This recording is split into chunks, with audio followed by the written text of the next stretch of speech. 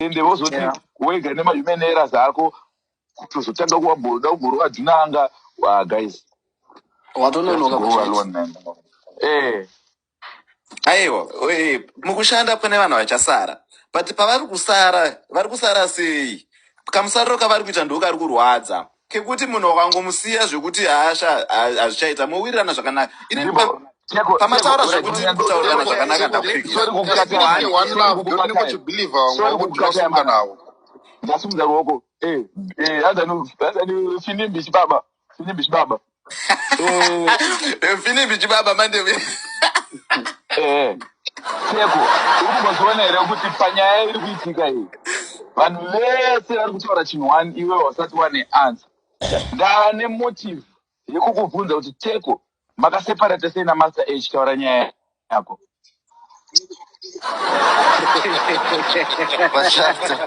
abatiza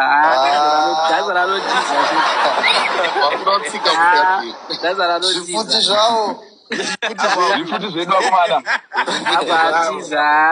zvifuti zvedu vakomana munhu wese anekutineogura lai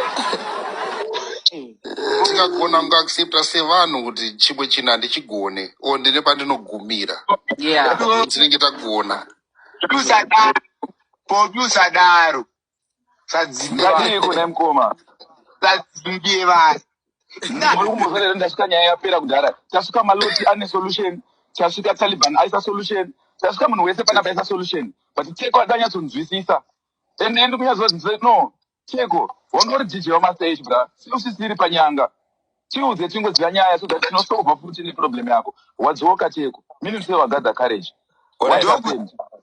Alright, ndisati ndapindura mibvunzo yamabvunzo. Ndikunzwika? uri kunzwika takateerera. Okay, asuna gora kana okay, so ndipewo nguva nguva kaningota. Saka zvaitika ndezvoda dzongomapo. Chokwadi chiripo, ndisandapinda ndichitendera nyaya yenyu. Zvese zvachitaurwa chachitori chokwadi. Ini ndatoziva kuti from the word go vanhu vakutaura chokwadi. But because ini ndachida kuti conversation irambe chikuendera mberi tichingotaura ini nangu ndachingonagiwa neargument kusvikira iwe pauri wangova uchibonyora paconversation iyi wangova uchibonyora nayo kuti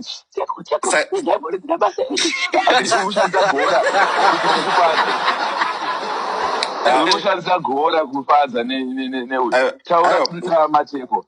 Inzwai mondiregererawo zvenyu kana ndanga ndachikutadzire panharo dzenanichiita chokwadi chiri ndechekuti muri tori correcta mana ndachingetowo nharo dzisina basa because ndaida kuti conversation iendere mberi handina chandatadzirana kuti iwewe handina chandokwanisa kukuudzai vabereki handina chandokwanisa kukuudzai handina hangu ndine urombo mondiregererawo.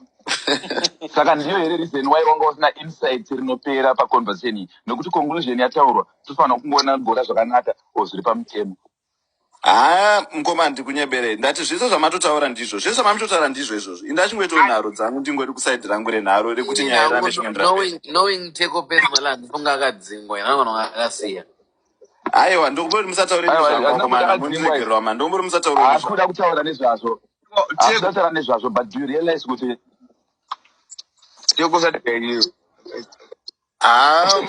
tapedza mwatitsara nyaya yako nemasei vamwe vanhu vakuda kuidhoja.